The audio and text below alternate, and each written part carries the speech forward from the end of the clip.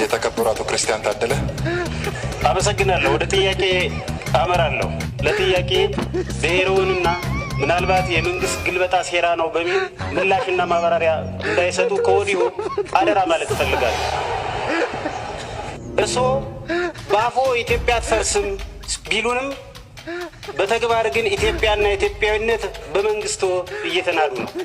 ኢትዮጵያ ልትፈርስ ነው፣ እየፈረሰች ነው ባሉ ሰዎች ጭንቅላት ውስጥ ፈርሳለች። ኦልሬዲ ጭንቅላት ውስጥ የፈረሰ ነገር መገንባት ስለማይቻል